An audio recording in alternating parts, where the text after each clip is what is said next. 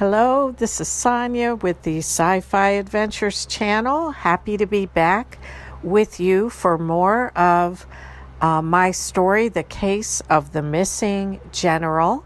And we're now on Chapter 4, which I have titled Dorian and Friedrich Meet.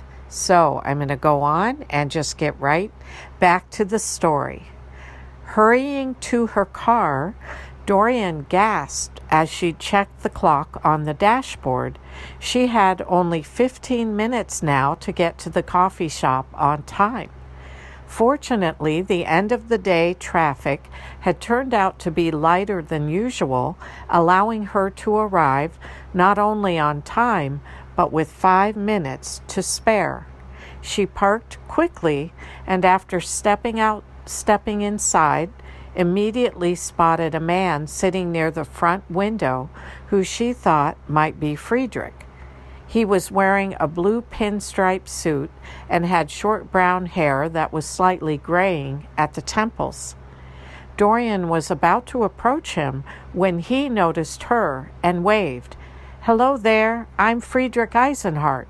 Would I be correct in assuming that you are Dorian Starnes?" Dorian nodded in the affirmative and headed over to his table. "Hello, yes, I am Dorian. It is nice to meet you." Friedrich smiled and stood up to greet her more formally. "It is nice to meet you too. I tried picking a location not too far from the Daily Investigator, and I have always liked this coffee shop." Dorian nodded again as Friedrich resumed his seat, and she sat down across from him.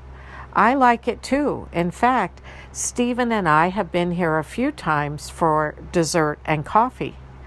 Just then the waitress came to the table and set down a cup of coffee and a cinnamon roll in front of Dorian.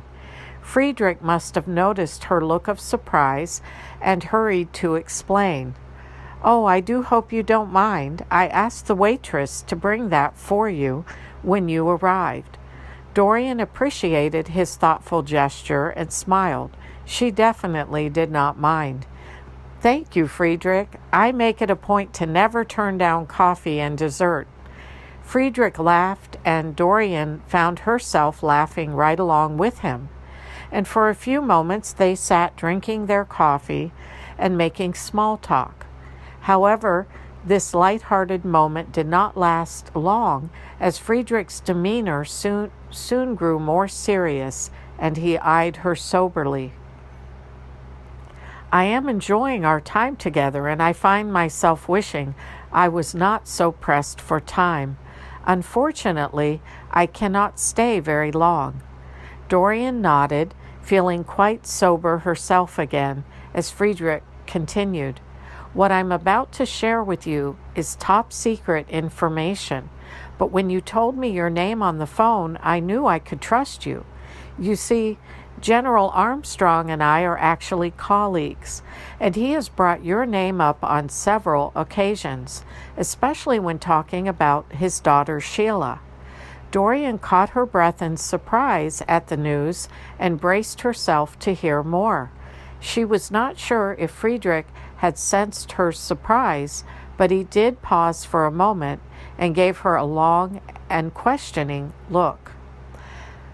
"Are you entirely sure about this, Dorian? Because no one would blame you if you changed your mind."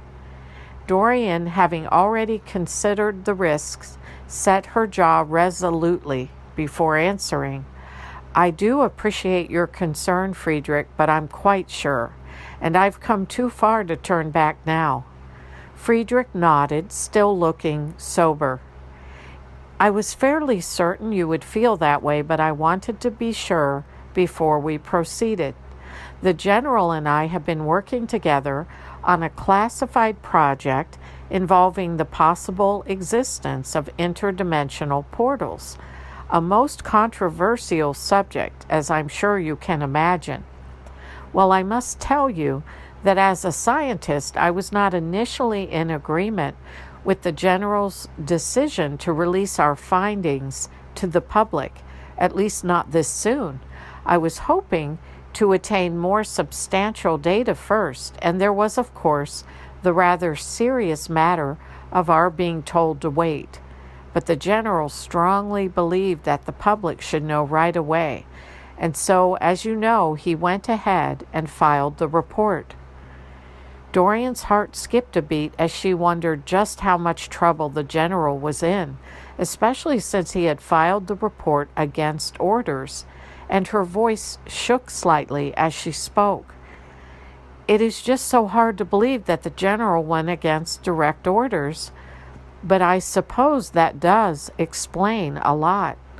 Friedrich leaned in further forward as he continued on in a near whisper. I admit that at first I was taken aback as well, and even upset about what the general had done. But upon deeper reflection, I do believe that he had to follow his convictions. That is why, when I learned of the general's upcoming investigation, I knew I must contact Mr. Stedinger and give him this. Dorian's heart skipped another beat as Friedrich then, without another word, produced a large business envelope from his suit jacket, and he slid it across the table to her. And that is the end of chapter 4 of the case of the missing general. So I hope you've been enjoying the story. I want to thank you for joining me, and I look forward to being back with you very soon here on the Sci-Fi Adventures Channel for chapter 5.